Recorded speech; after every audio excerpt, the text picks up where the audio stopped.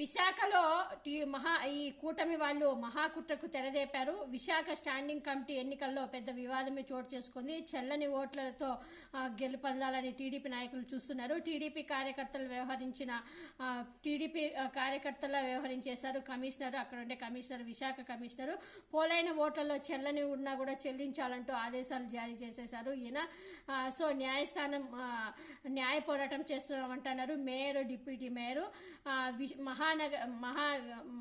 మహావిశాఖ నగర పాలన సంస్థలో జరిగిన స్టాండింగ్ కమిటీ ఎన్నికల్లో ఎలాగైనా గెలవాలన్న లక్ష్యంతో టీడీపీ కూటమి కుట్ర రాజకీయాలకు తెరదీసింది.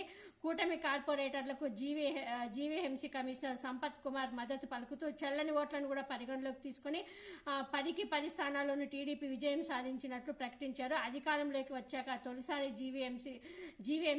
జీవీఎంవీలో జరుగుతున్న ఎన్నికలు కావడంతో టీడీపీ ప్రతిష్టాత్మకంగా తీసుకుంది. కార్పొరేటర్లను బలవంతంగా లాక్కెళ్తున్నారు పోలీసులు.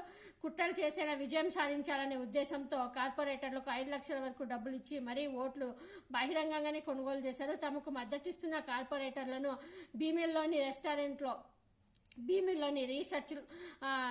భీమిలోని ఒక రీసెర్చ్లో మంగళవారం రాత్రి మొత్తం అక్కడే బస్ చేయించినట్లు తెలుస్తుంది. ఉదయం 11 గంటల సమయంలో ఓటింగ్కు బస్సులో తీసుకొచ్చారు. మరోవైపు టీడీపీ, జనసేన ఎమ్మెల్యేలు కొందరు వైఎస్ఆర్సీపీ కార్పొరేటర్లకు నేరుగా ఫోన్లు చేసి డబ్బులు పంపిస్తున్నట్లు చెప్పి ఓట్లు కొనుగోలు చేశారు. కన్నీటి పర్వంతమైపోయారు వైఎస్ఆర్సీపీ కార్పొరేటర్ రోహిణి.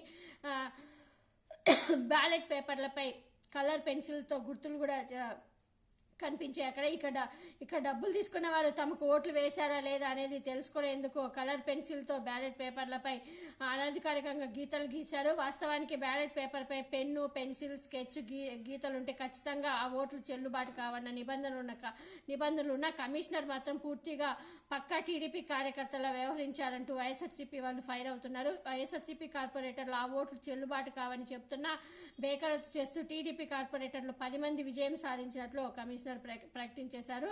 దీంతో వైఎస్ఆర్సీపీ కార్పొరేటర్లు కమిషనర్ తీరుపై మండిపడ్డారు. అక్కడే బైఠాయించారు. ముందుగానే కుట్ర పన్ని గెలుపొందాలని స్కెచ్ వేసిన టీడీపీ పెద్ద ఎత్తున పోలీసు బలగాన్ని రంగంలోకి దించింది. వైఎస్ఆర్సీపీ కార్పొరేటర్లను జీవీఎంవీ నుంచి బయటికి పంపించేశారు. అక్రమంగా విజయం సాధించిన టీడీపీ వ్యవహారం, కమిషనర్ వ్యవహరించిన తీరుపై న్యాయ పోరాటం చేస్తామని మేయర్ గొలగాని హరి వెంకట కుమారి, డిప్యూటీ మేయర్లు జియాని శ్రీధర్, కాటమూరి శ్రీధర్, ఫ్లోర్ లీడర్ బాణాల సీను, ఇతర కార్పొరేటర్లందరూ కూడా మీడియాకి వెల్లడించారు.